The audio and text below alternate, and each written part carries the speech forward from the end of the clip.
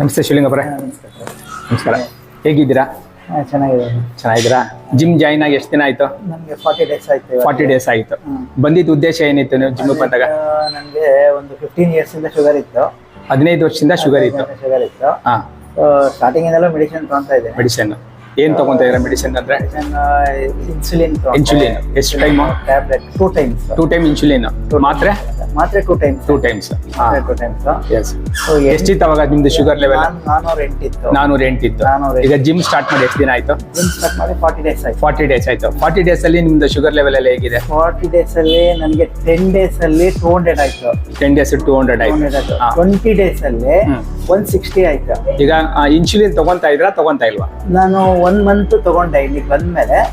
ಆಮೇಲೆ ಬಿಟ್ಟು ಈಗ 10 ಡೇಸ್ ಇಂದ ಬಿಟ್ಟಿದ್ದೀನಿ. ಇನ್ಸುಲಿನ್ ಫುಲ್ ಡ್ರಾಪ್ ಮಾಡಿದ್ರೆ? ಇನ್ಸುಲಿನ್ ಡ್ರಾಪ್ ಮಾಡಿದ್ರೆ ಟ್ಯಾಬ್ಲೆಟ್ಸ್ ಡ್ರಾಪ್ ಮಾಡಿದೆ. ಟ್ಯಾಬ್ಲೆಟ್ಸ್ ಡ್ರಾಪ್ ಆಗಿದೆ. ಇವಾಗ ಶುಗರ್ ಎಷ್ಟಿದೆ ಇವಾಗ? ನಂದು ರ್ಯಾಂಡಮ್ ಶುಗರ್ ಬಂದು 83 ಇದೆ. 83. ಅದ ಮತ್ತೆ ಬಿಫೋರ್ ಫುಡ್ 90 ಇತ್ತು. ನೆನ್ನೆ ಚೆಕ್ ಮಾಡಿದ್ರಾಗ ನನ್ಗೆ ತಿಂಡಿ ತಿಂದಾದ್ಮೇಲೆ 165 ಬಂತು. ನಾರ್ಮಲ್ ಇದೆ. ಒಳಗೆ ಬರ್ಬೇಕು. ನಾರ್ಮಲ್ ಇದೆ. ನಾರ್ಮಲ್ ಇದೆ. ಗೆಣಸು ತಿಂದಿದ್ದೀನಿ, ಸ್ವೀಟ್ ತಿಂದಿದ್ದೀರಾ? ಫುಡ್ ಅಲ್ಲಿ ಫುಡ್ ಅಲ್ಲಿ ಕಡಿಮೆ ಏನ್ ಮಾಡಿಲ್ಲ. ಅದರಲ್ಲಿ ಕ್ವಾಂಟಿಟಿ ಕಟ್ ಮಾಡಿ ಏನು ಮಾಡಿಲ್ಲ. ಎಸ್. ಏನ್ ತಗೋಬೇಕು. ವೆಯ್ಟ್ ಎಷ್ಟು ಲಾಸ್ ಆಗಿದೆ 40 ದಿನದಲ್ಲಿ? ವೆಯ್ಟ್ 40 ಡೇಸ್ ಅಲ್ಲಿ 2 kg 250 ಗ್ರಾಮ್ 2.25 kg ವೆಯ್ಟ್ ಕಮ್ಮಿ ಆಗಿದೆ. 78 ಇತ್ತು.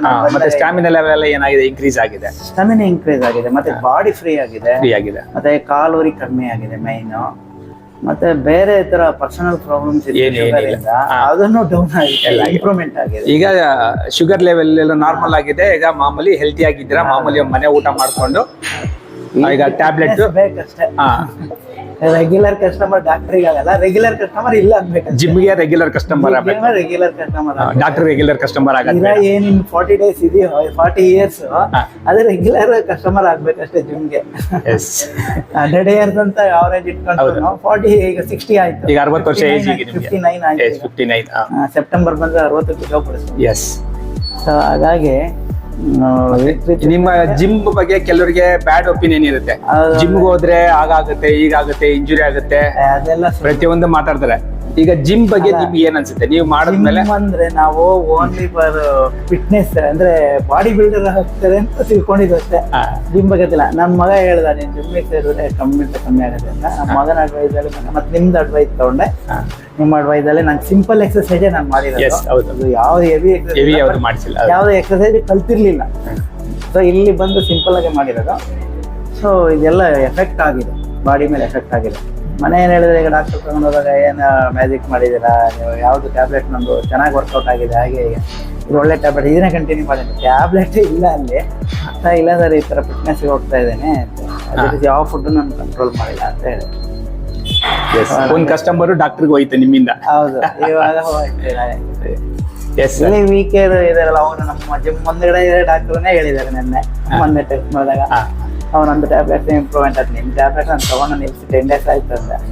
ಪರವಾಗಿಲ್ಲ, ಓಕೆ ವೆಲ್ನೆಸ್. ಓಕೆ ಸರ್, ನಿಮ್ಮ ಒಪಿನಿಯನ್ ಹೀಗೆ ಇರಲಿ. ಬೇರೆಯವ್ರಿಗೂ ನಿಮ್ಮಿಂದ ಒಂದು ಸುಮಾರು ಒಂದು ಇನ್ಸ್ಪೈರ್ ಆಗಿ 250 ಜನಕ್ಕೆ ನಾನು ನೋಡಿ ಅಡ್ವೈಸ್ ಮಾಡಿದ್ದೀನಿ. 250 ಜನಕ್ಕೆ ಅಡ್ವೈಸ್ ಮಾಡಿದ್ದೀನಿ. ಕಂಪ್ನಿಲಿ ಫ್ರೆಂಡ್ ಸರ್ಕಲ್ ಅಲ್ಲಿ ಎಲ್ಲ ಅಡ್ವೈಸ್. ಯಾವ ಕಂಪ್ನಿ ವರ್ಕ್ ಮಾಡ್ತೀರಾ ಸರ್? ನಾನು ಐಟಿಸಿ ಕಂಪ್ನಿ ವರ್ಕ್ ಮಾಡ್ತೀನಿ. ಎಸ್, ಆಯ್ತೀನಿ. ರಿಟೈರ್ಮೆಂಟ್ ತಿಂಗಳ. ಓಕೆ ಸರ್, ಆಯ್ತು, ಎಲ್ಲ ರಿಟೈರ್ಡ್ ಆಗುತ್ತೆ. ಅಡ್ವೈಸ್ ಮಾಡಿದ್ದೀನಿ.